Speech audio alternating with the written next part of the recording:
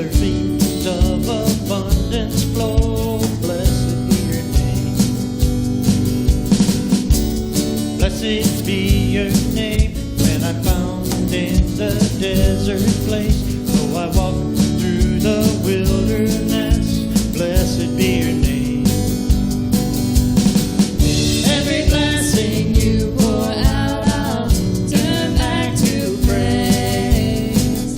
When the darkness closes in, Lord, still I will say, blessed be the name of the Lord. Blessed be your name. Blessed be the name of the Lord. Blessed be your glorious name. And blessed be your name when the sun's shining down on me, when the world is all as it should be. Blessed be your name. Blessed be your name on the road marked with suffering, though there's pain in the offering.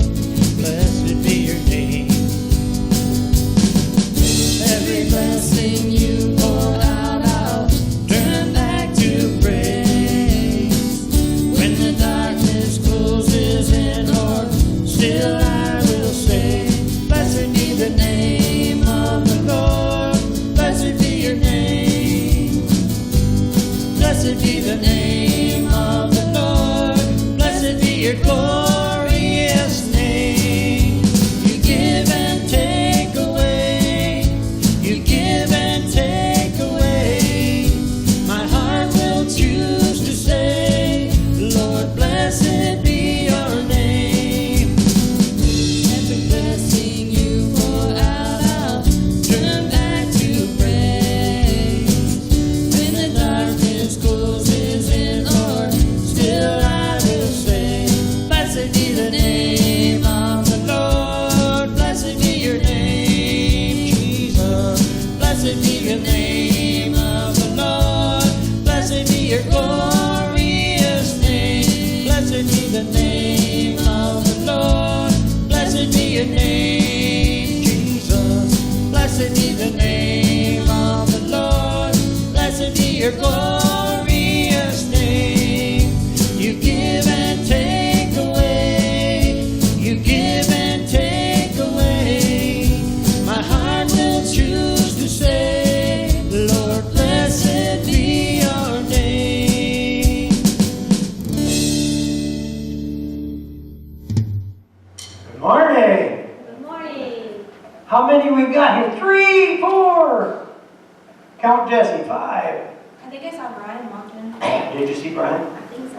Is he hanging his coat up? Maybe. It'd be a good thing to do on a day like today, unless you're just cold, cold, cold. We got a surprise this weekend. Snow. We drove over to Clare yesterday, and as we got over to Whiteley and Baldwin and over through Idlewild, there was about 4 inches of snow on the ground and on the road yet, because they didn't remove any of it. So we were headed over to Clare to sell puppies over at Jay's Sporting Goods over there. And we didn't sell one, so we got rid of one more puppy. And The got neat thing, I take those. 3 to go. the neat thing was not just the snow on the roads, but we'd go through these areas where it was blowing so hard, my. the leaves were coming down. The oak leaves. And it looked so cool. I'd never seen the leaves mixing with the snow like There that. was as many oak leaves coming down as there was snow, and it was Yeah. snowing pretty good. It was So it was cool. pretty neat. I've never driven through a leaf storm like that before. It was pretty good. Driven through snowstorms, but not a leaf storm. But we had a good time. And made it home safe, didn't we, honey? Yeah. Yeah. One And, black guy. we fell in love with sub sandwiches again. We haven't had a Subway sandwich in a long time, so we fell in love with Subway sandwiches again. Other than that, it was a wonderful day. All day. God, let's just go to the Lord in prayer. God, we thank you and praise you for your love, and we just ask you now, Father, as we come together, and as those that are normally here are not, God, I pray for safety upon them. And as we've come together, may you come and join us.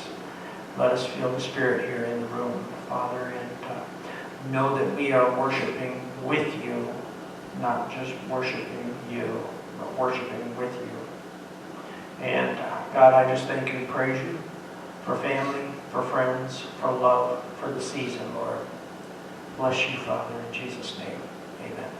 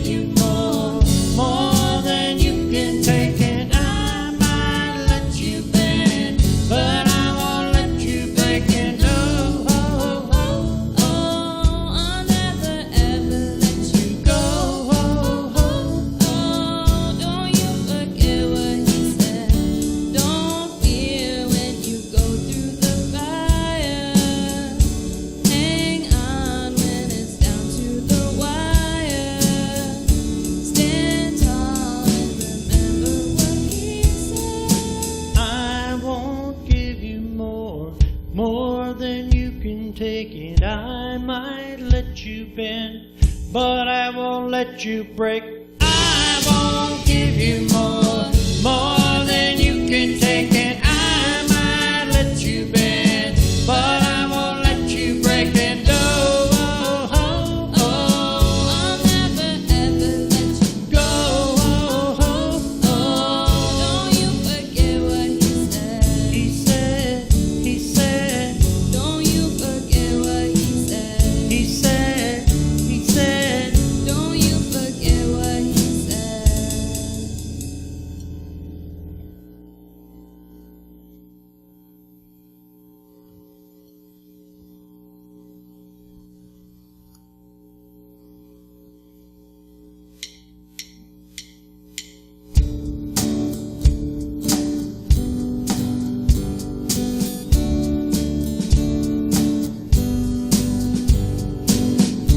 you paint the night,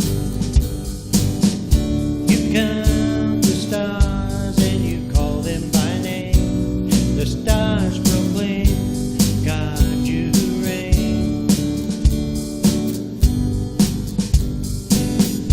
Your glory shines. You teach the sun when to bring a new day. Creation sings, God you reign.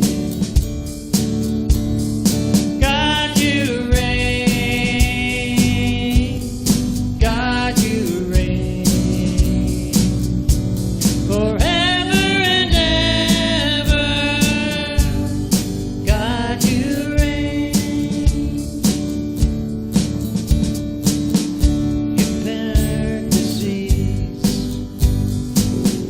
You move the mountains with the words that you say. My song remains, God you reign. You hold my life. You know my heart and you call me by name.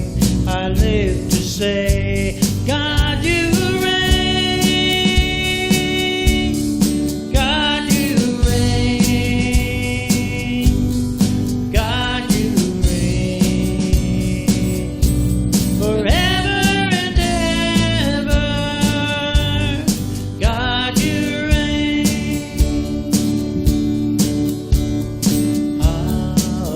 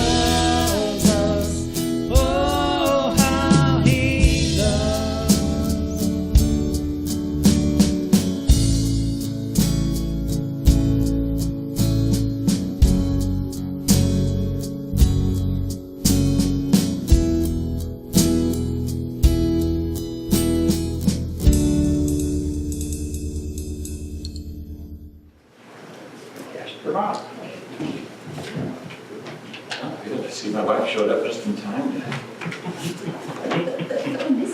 hear me tell, well, you're going to hear it again in second service too, but I'm not like Randy. I can't just get up and talk off the top of my head. I have to organize my thoughts and write it down, and so I often do that. But I have found just the opposite, Randy, that some of my worst talks are when I don't prepare ahead of time. So. I agree. So that's just me. So what I want to share this week is pretty much personal testimony. You probably are all aware that this past month has not been the easiest for our family, for me. You knew that I was gone. I don't know what all you know, so I'll end up telling you everything just about.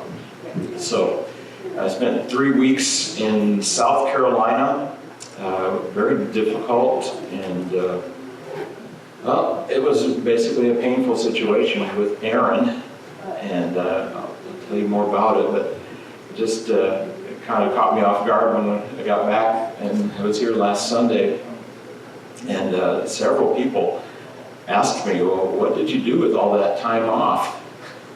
And I thought, I don't know. I honestly don't know, especially the first 2 weeks that I was down there and Aaron was in a mental hospital. I couldn't do anything. I just didn't have, I don't know what I did. I couldn't keep track of it. Don't remember where I stayed. Don't remember eating very much. It's probably why I'm down another 5 pounds this week. And all I remember is that I prayed a lot. And that's not a bad thing. In fact, I think that's what God taught me most during this time. And so those 2 weeks were especially hard. The last week that I was there, we spent off campus, Aaron and I together, living together in this place. Look at the next slide, Jessie. Here's a little picture of where we stayed. The house on the left, the left, is actually the little apartment that we stayed in. And this whole place had woods and trails, and they had these little prayer cabins on the right. And it was pretty much a retreat center next to the campus at school. And it was just beautiful. And it was 75 degrees there the whole time. It was really nice. And I got to spend a week just Aaron and me, which that's not a bad thing either. I mean, how many fathers get a chance to do that? And I had never done that before with Aaron. And so even that last week, while I was helping him working on catching up things, and I actually got some work done myself, and I wrote the next sermon in our human sexuality series. But then I got here and I thought, it just doesn't feel right to jump back into that series, because for some reason my dad didn't do it for me when I was gone, did he? And it just doesn't feel right to do it around Thanksgiving time and coming up on Christmas. So I'm going to file that sermon away and bring it out again probably in February next year to finish the series on human sexuality. So what I want to share today is mainly just my personal testimony, things that I learned in those 3 weeks. And again, most of it was a blur. So even though my thoughts today are a little more organized, they certainly weren't during those 3 weeks, and especially the first 2 weeks there.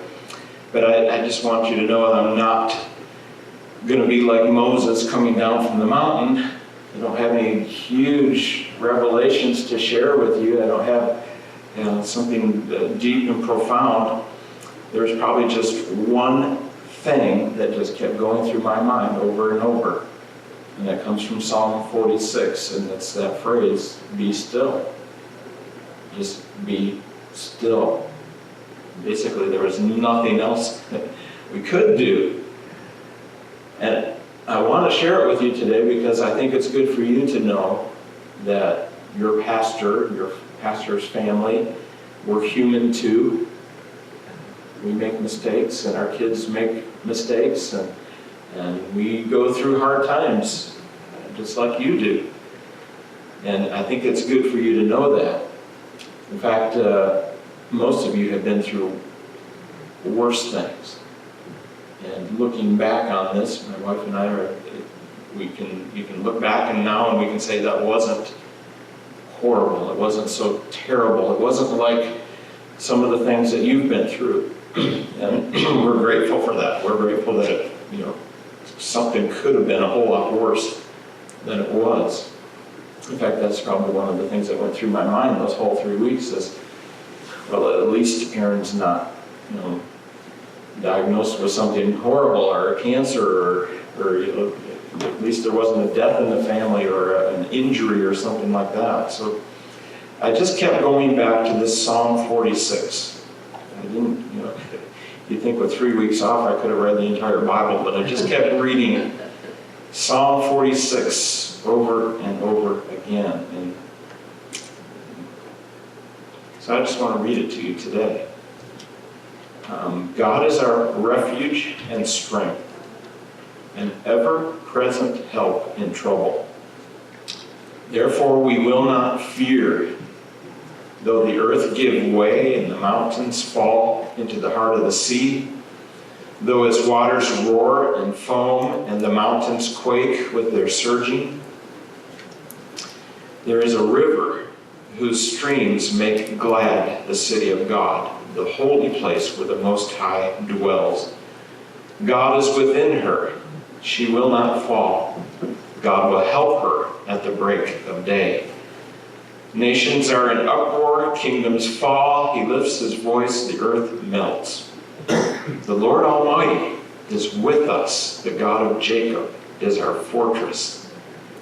Come and see what the Lord has done, the desolations he has brought on the earth. He makes the wars cease to the ends of the earth. He breaks the bow and shatters the spear. He burns the shields with fire. Then he says, "Be still and know that I am God. I will be exalted among the nations. I will be exalted in the earth. The Lord Almighty is with us. The God of Jacob is our fortress." You've probably been in places like this, haven't you? Where all you can think of and all that you can do is just be still. You have no other choice. This is not like a vacation where you get away from the pressures of life and you stop and you just try to relax and enjoy some time off. This is kind of the opposite of a vacation. This is when stress is added to your life rather than taken away. In fact, something that comes along might be so stressful that you can't do anything else. You can't think of anything else. You can't do anything else except just be still. God allows us to go through these times, doesn't he? And I think he does it on purpose. And, we've all been through something like this. Maybe God will allow something to happen in your life where you just have to stop. You have to be still. It could be a health crisis, a heart attack, something lay you up in the hospital for a while. I've seen it happen to other people, and I always think to myself, God allowed that because they needed to stop. They needed to be still for a while. And I kept thinking, but don't let that happen to me, God. It could be a health crisis. It could be a diagnosis that you hope you would never hear. It could be because of grief or loss, like a death in the family or a loved one, or maybe some other difficult loss, like a job loss or a financial crisis. I don't know. I know there's all kinds of circumstances that can happen. But I do know that in every one of those, God has a purpose and he has a plan. And usually, for that time, it is just to be still. I'm not even saying this today like, well, if you don't do this on your own, then God's going to force you to do that. I don't think that's even the case, because that I've always been one that tries to practice, taking time off, take a day off every week, and taking my vacation time, and trying not to get overburdened or overstressed. But even then, sometimes God will just say, be still. And because of an added stress or a difficult thing. So that's where I was those 3 weeks. And if you don't know the whole story, here's the short version. Okay. Aaron got himself into trouble. He was very unwise, used some very poor judgment,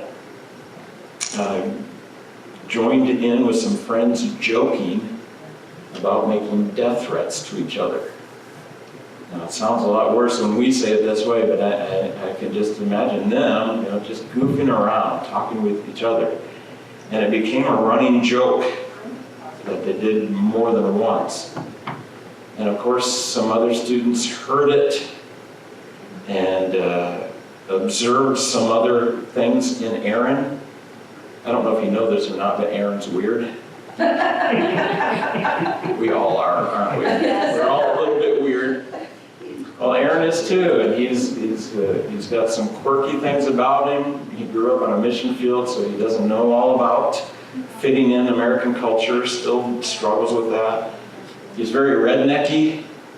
How else do you put it? He just thrives on being a redneck, and he just thinks that's really cool.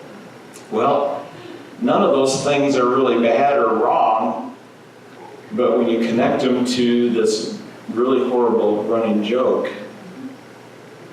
where they're making death threats to each other, you can see how some of these other students became freaked out, pretty much. They were worried. So they reported it to the school, and the school, very understandably, took it extremely seriously. They treated it as if this was a real threat by a possibly mentally disturbed student. And we've seen all these things on campuses around our country, and so I don't fault them for what they did. They called the police. They obtained a court order for Aaron to be locked up, to be detained until he could get a mental evaluation. They didn't know what they were doing. The school didn't intend to do this, but that court order that they obtained ended up being a court order to have him committed to a mental institution, to a hospital in the capital city of Columbia for 2 weeks. And he was there for observation and evaluation. I know it kind of sounds a little bit funny to us because, if you know Aaron, there's nothing wrong with him. He's a good kid and that he would never do anything violent. He would never hurt anybody. In fact, he's never gotten into trouble. He's more of a pacifist than I am, And Nancy already mentioned that I probably am not all that aggressive, but Aaron is even more so. He's just a teddy bear. But the school didn't know that, and they didn't take the time or the trouble to find out what was really happening. They just acted. And, there are certain things you just don't joke about. And Aaron should have known that. He did know that. And he made some very poor choices and did that. So he was the victim of his own lack of judgment and some bad luck and his desire to fit in with some friends. But it wasn't funny at all, this whole thing. And so I left on Friday, October 12th, and arrived at the hospital on Saturday, where Aaron was being detained. It was against his will. And I spent those 2 weeks in South Carolina on the phone, calling, investigating, trying to find out what our options were, legal options and otherwise. And going back and forth between the school and the hospital, which was 130 miles away from the school. And I was there visiting with Aaron, getting supplies for him. I had to bring him in clean clothes, and I was trying to get his homework to him and his books, which the hospital would not allow hardcover books. So all of his textbooks were hardcover. But just to sum it up, it was a very frightening experience for Susie and me especially. It was frustrating because we found out there was nothing we could do. There were no legal options whatsoever. It was maddening in the sense that it made me very angry, and it was embarrassing.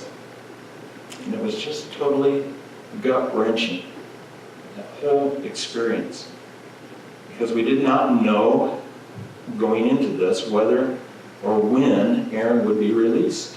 It was totally indefinite. They could have kept him for an indefinite amount of time. We didn't know what was going to happen with Aaron at the school, if he would be able to go back and catch up, or if the school would even let him back. So there was nothing we could do except just go through it. And that was one of the hardest things when I told Aaron, I met with him. I said, Aaron, there are no other options. You are under a court order and you will be here until they let you out. So you just have to go through this. And boy, he took it a lot better than I did. He had very good spirits and he's very adaptable. It comes from being a missionary kid. And he just said, okay, I'll just go through it. And he did. He went through it really well. But I just want to share my thoughts. Sometime Aaron can come back and share his testimony too, or Susie. But I just kept going back to this Psalm 46, to be still and to know that God is God. So I just want to share some more organized thoughts about this. And of course, like I said, this was not very organized while I was going through it. But when you look at Psalm 46, here's some things that we can all get from this. First one is, be still and take refuge in the fact that God is on your side. The Lord is on your side. Even when you are going through the hardest times. In fact, the psalm makes it very clear that especially in the hard times is when God is on your side and He is there. In fact, the version we read said an ever-present help in trouble.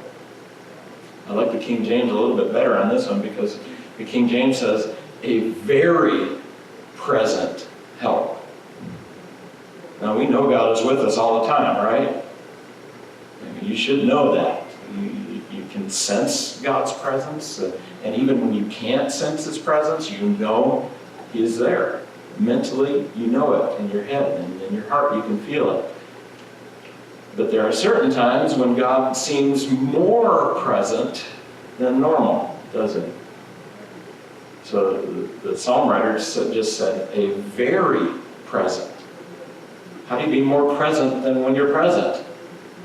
Well, God can do that because in those certain times, God is more present than normal. Do you want God to be more present in your life? What do you think will happen? Or how do you experience those times of God's presence? Do you go looking for it? No, it kind of hits you over the head with a 2x4. Yeah, it certainly does. And if you really want to experience God's presence, then you need to be prepared for some trouble. In trouble, it says, in times of trouble, that's when you know God is especially present. Now, I think God can also be in times of extreme happiness as well. yes, I think that there's the two extremes. there are. We just tend to look at the negative. I mean, if you think of birth and weddings, or just joys that God brings us. You know, you're like, oh, thank you. You know, this is from God, ever-present time. That's good. Thanks for pointing that out, that I am tending to focus on the negative because that's what we went through for these last 3 weeks. I But just don't want to forget the That's- joy that God that's brings not- us, so that's that we right. remember to thank Him and be grateful for that as well. and we did. I'm glad I can be grateful for more joys than troubles. I'm Yeah. very grateful. Yeah. And you're exactly right, because I felt that too. Yes, There you was said it. no Reflection. There was nothing that gave me more peace than the first time I met with Aaron on Saturday and found out there was absolutely nothing wrong with him. Because that was what was going through our mind. That's what the school was telling us. They were saying, we don't know if he's had a mental breakdown. We don't know if we just want him to be evaluated. And so we're thinking the same thing. We're thinking, what if there's something really wrong with Aaron? And so it was a huge relief and a source of joy when we found out that it was all a big misunderstanding and he's fine. That's what kept going through our minds, and it's what we kept reporting back home. Aaron is fine. He's okay. He's going to get through this. So, yeah. But I still am reminded of a quote by C.S. Lewis. I didn't put it up here, but I put it up there before. That God whispers to us in our times of happiness, but He shouts to us in our times of pain. So we often can hear God's voice better in the hard times than in the good times, unless we remember to focus on it, and we do. We need to think about that. In fact, I'll probably preach on that next Sunday as we go get ready for Thanksgiving, because that's how we do it, with an attitude of thanksgiving for what is good. But I have to say that while we were in this, especially that very first week, I did not especially feel God's presence. I knew He was there. I knew it. And I knew there were hundreds of people praying. And boy, that was good to know that you all were praying and that you were here. But God didn't answer our prayers the way we wanted Him to. He doesn't always answer. Well, He always answers them. Yes. It's not the way we want. But, I had it planned out. I was going to drive down there. I was going to get him out of that place. I was going to bring him back home, and we'd be back home by Monday or Tuesday. And then I met with the hospital, the administrator there, and it was the head nurse who told me, he's under a court order. There's nothing you can do. You can hire a lawyer if you want to, but that won't make any difference. He's here until we say he can leave. And I said, well, he didn't really threaten anybody. Well, they shouldn't even hear it. So there went my plans. There was nothing I could do. And then they started telling us that, sometimes they will evaluate them for 1 week and let them out on the first week. So we started praying. Oh, surely they're going to realize there's nothing wrong with Aaron. They're going to let him out by next Friday. So I thought, well, okay, I can handle a week here in South Carolina. I'll wait it out, and on Friday I'll pick him up, take him back to the school, and I'll be home by Sunday. God didn't answer that prayer either. Well, He did. He said no. He said no. Yeah. I don't know why. I still don't know why. That didn't seem like the best thing. They should have been able to see there was nothing wrong with Aaron. They should have been able to let him loose. And they decided, we're going to keep him for another week. So we thought, okay, I'll have to do this another week. I'll spend another week in South Carolina and do what I have to do. Go visit with Aaron and keep him supplied and try to take him some books. And on Thursday, they told us on Thursday, and this was the indefinite thing about it. They kept saying on Thursday is his court date, which is the 14 days, the 2-week anniversary. Said on Thursday, we'll have a court date, and the judge will decide based on our recommendation to let him loose and under what circumstances. And they said, we almost never keep anybody past their court date. Almost isn't good enough. I mean, I wanted them to say, he's going to be getting out. And they wouldn't even say it. So it was so indefinite. And so I kept thinking, okay, we'll pray and we'll get him out on Thursday. I'll get him back to the school on Friday, and then I'll be home by Sunday. But in the school, they still weren't sure. They were not ready. And they said, we want you to stay another week with Aaron off campus to help him make an adjustment so that he's not thrown back into the campus life or thrown back in with his friends that were kind of spooked by him, some of those friends. And they said, we would like you to spend another week.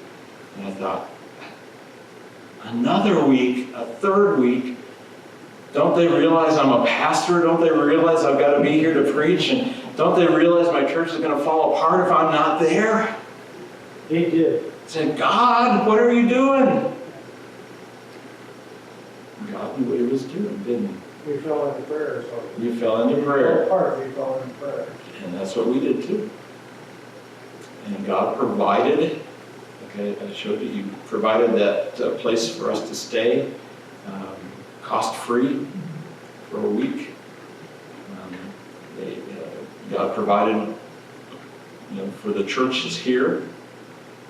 My dad stepped right up and preached. He wouldn't preach what I wanted him to preach, but that's all right.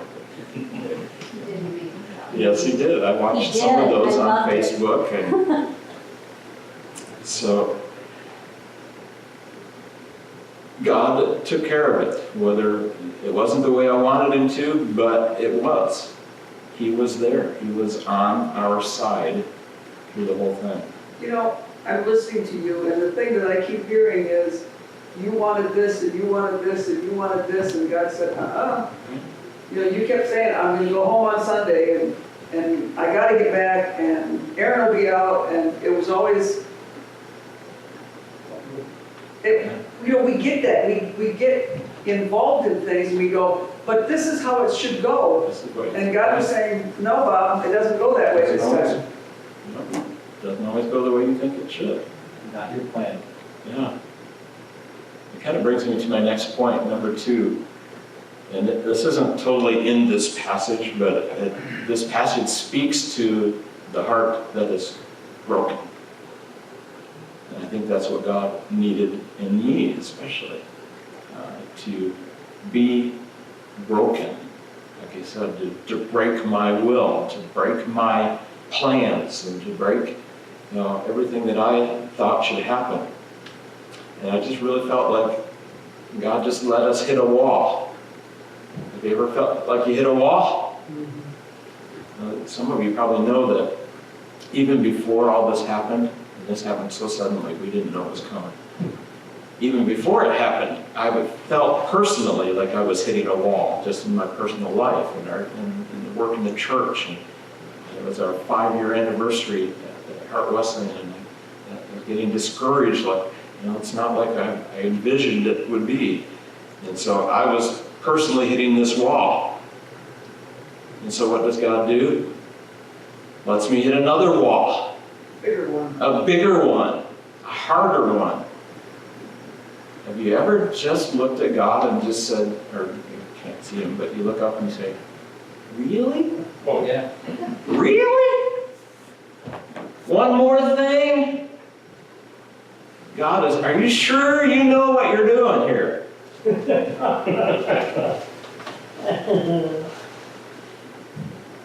And Susie can tell you, we had some phone conversations where I just told her, she basically had to talk me down from the ledge, where I just said, I am done.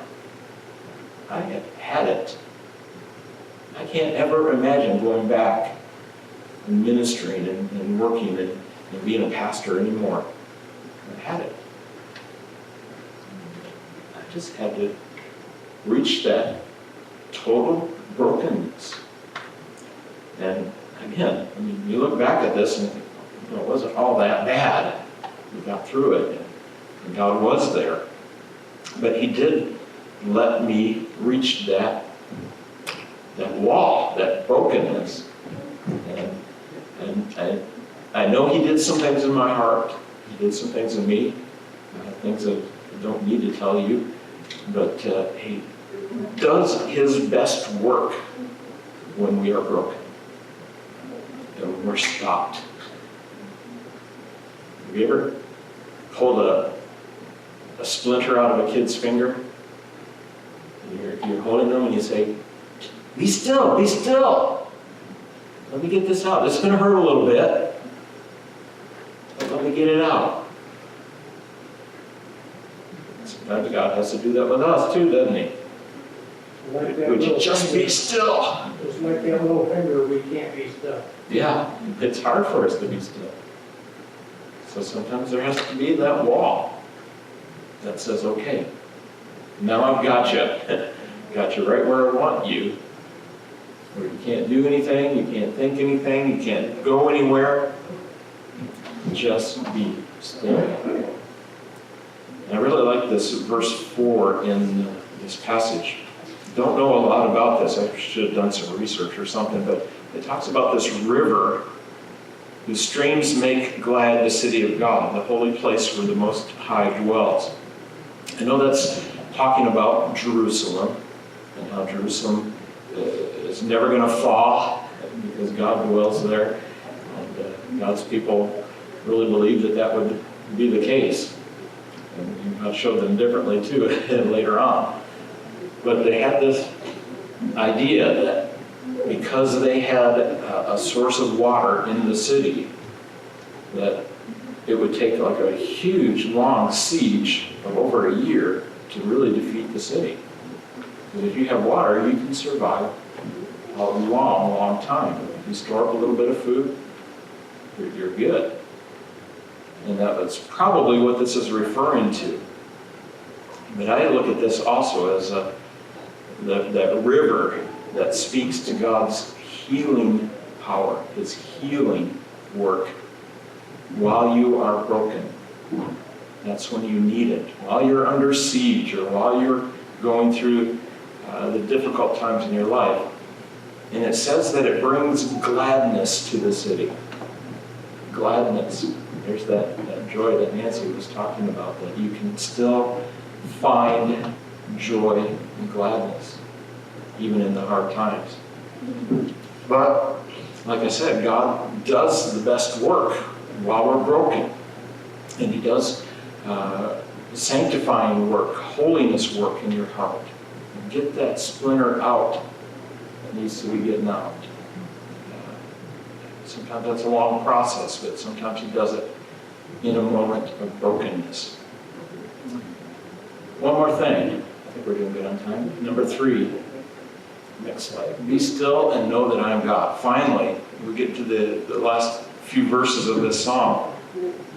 And rather than saying, be still, I'm on your side, be still and be broken, God just says, be still, shut up, be quiet, just know that I'm God. That's your only job right now.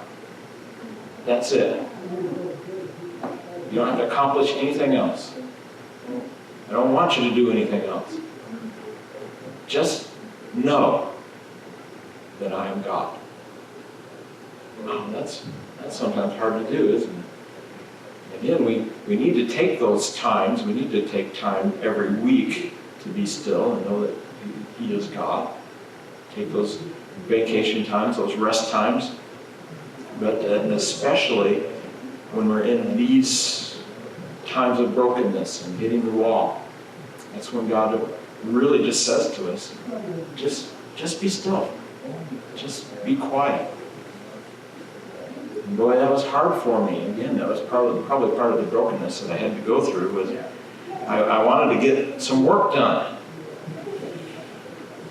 And I wanted to get the sermon plans done, and plans for the church, and I just couldn't. I told this to Susie on the phone. I pull out my notes or pull out my computer and could not think. Could not even think. Because all I could think about was Aaron and that mental institution. Are we ever going to get him out of there? I wanted to think and I planned. I wanted to work on Aaron's behalf and I couldn't. I couldn't think straight. And I wanted to spiritualize things. Have you ever done that? Okay, God, I'll make a deal with you. I will be more spiritual, and I'm gonna pray more, and I'm gonna read my Bible more, and boy, you're gonna go to work on my behalf if I do all those things. God just kept saying, "Shut up. Be still. Don't even go more spiritual. Just be still." I've got the feeling before of not just being still, but stop. You know, just literally stop what you're doing. And I think that was something that you were given that opportunity to do, is you had to stop thinking about anything else. Yeah, I couldn't even think. Which makes it kind of like a spiritual retreat. Yeah, it was, but even A weird what I'm trying to say, it was weird because I felt like I could not even go more spiritual. Right. Like, oh, okay, this is a great time to fast and pray, and boy, I'm going to get really close to God. I'm going to grow my spiritual life. And God didn't even want me to do that. But at the same time, you're probably angry too. Oh, yeah. You know? And I think it's okay to be angry at God sometimes. He still loves you. Yeah, that's true. That's what I like about the Psalms. We didn't read some of those other Psalms, but when David and some other authors, they go into the depths of despair and they cry out to God and they ask a lot of hard questions like, why, God? Why? Where are you? Why can't I see you? Things like that. Well, and this was not just even being angry at God. This is being really, really angry at God. Yeah. And what he had Yeah. done. We That's were. hard to spiritualize. Yeah. That's not spiritual. No. It was Yeah, we were Papa Bear and Mama Bear, and boy, when the cub was in trouble, we got the claws out, and it's true. We were so angry.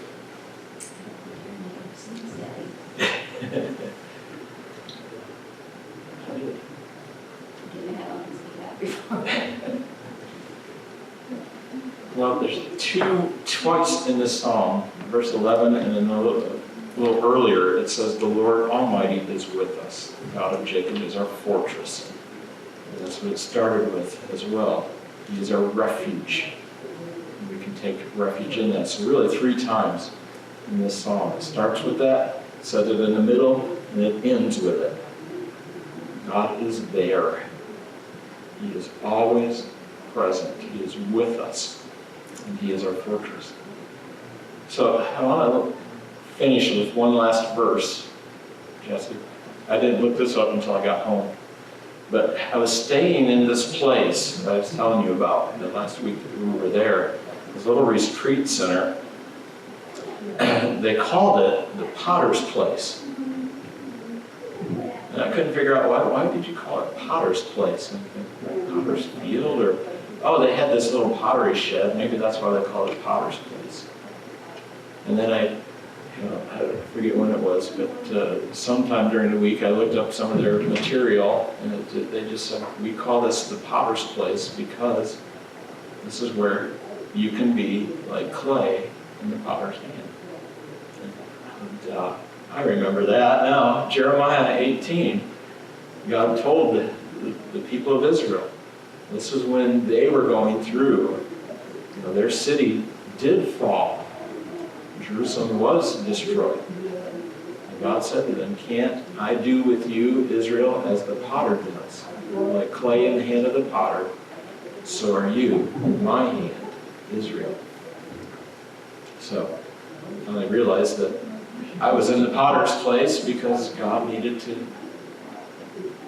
do some pottery on me, mold me or break me, and reshape and do something different. So that's what I learned. I don't have it really well organized, but if I could just say 3 things, I always have to have 3 points, right? Take refuge in the fact that God is with you. Be broken, and just know that He is God. Be still, and know that I'm God. So, now you know what we went through, and I look back at it and I think it was not anything near what I know a lot of you have gone through, or will go through. Probably we will too. I hate to think this, and I think sometimes I think, well, God's preparing us for something worse. No, don't even go there. I'm not even thinking that. But if He does, that's all right. Whatever. Because you can be still and know that He is God. Let's pray and end our time. Would you stand with me? Lord, we do thank You for Your work, and it's hard to thank You for the hard times. It's hard to thank You for being forced to stop and to be still, and to hit a wall and to be broken. But we can look back and we can see what You've done and what You are doing in our hearts and our minds, in our family. Please be with Aaron as he finishes this semester. We pray that he will finish well and get decent grades and be able to continue on with his preparation for ministry. I know what You were doing in my heart, in my life, a little bit anyway.